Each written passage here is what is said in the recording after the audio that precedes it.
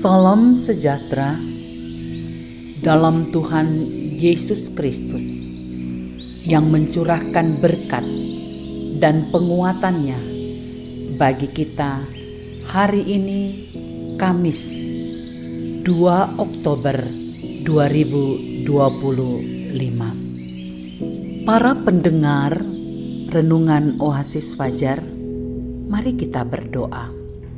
Tuhan Yesus yang baik, kami datang ke hadirat-Mu sebab kami tahu Engkau satu-satunya Allah yang dapat menolong kami ketika ancaman bahaya datang di hidup kami. Berikan kami pengertian melalui pembacaan firman Tuhan dan renungan Oasis Fajar ini. Dalam nama Tuhan Yesus kami berdoa. Amin.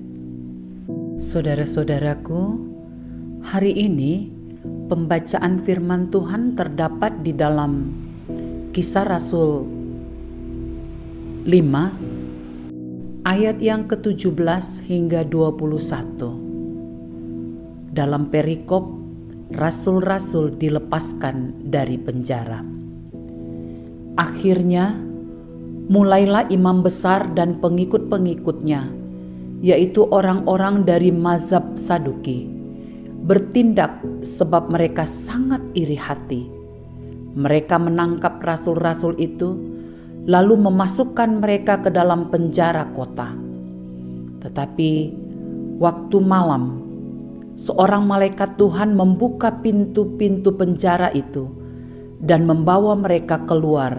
Katanya, "Pergilah, berdirilah di bait Allah, dan beritakanlah seluruh firman hidup itu kepada orang banyak."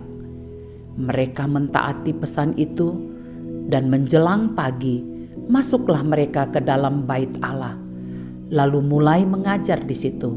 Sementara itu, imam besar dan pengikut-pengikutnya menyuruh mahkamah agama berkumpul, yaitu seluruh majelis tua-tua bangsa Israel, dan mereka menyuruh mengambil rasul-rasul itu dari penjara. Para pendengar Renungan Oasis Fajar, judul hari ini, ancaman tidak menghalangi kabar baik. Ayat 20 sebagai penekanannya.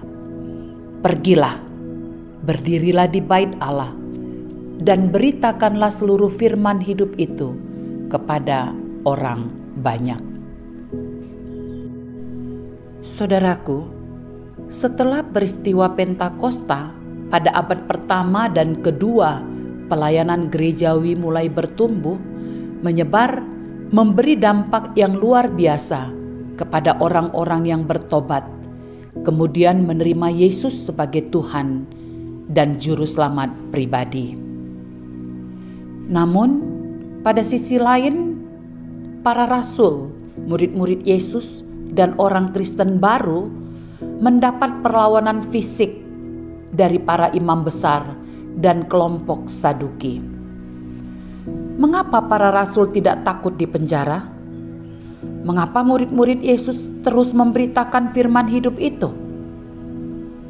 Karena firman hidup itulah yang mula-mula telah menebus dosa dan menyelamatkan hidup mereka dari maut, dan sekarang mereka hidup dengan jaminan hidup kekal yang pasti. Referensinya bisa dilihat dalam Yohanes 3 ayat 15 dan 16.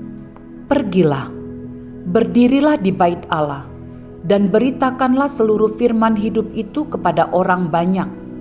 Mengapa harus pergi ke bait Allah? Kenapa tidak ke pasar yang banyak orang, atau stadion besar, atau amfiteater, tempat orang berkumpul untuk menyaksikan pertandingan para gladiator? Di bait Allah tentunya ada banyak orang juga. Namun terpenting di sana ada para imam besar serta pengikutnya, golongan Saduki, mahkamah agama, para majelis, tua-tua bangsa Israel. Mereka inilah yang iri hati dan menghambat pemberitaan Injil yang beri hidup. Konsep berpikir mereka harus diubah terlebih dahulu lewat firman hidup itu, agar umat dapat pengajaran yang benar dari mereka. Oleh sebab itu, firman hidup itu juga harus memberi perubahan bagi hidup kita, agar kita dapat memberi dampak bagi orang lain. Penegasan, sebuah peribahasa, ikan busuk dari kepala, artinya masalah atau keburukan dimulai dari pimpinan. Jika pimpinan tidak baik, maka perilaku buruk akan menular ke bawahannya. Saudara-saudaraku, mari kita berdoa.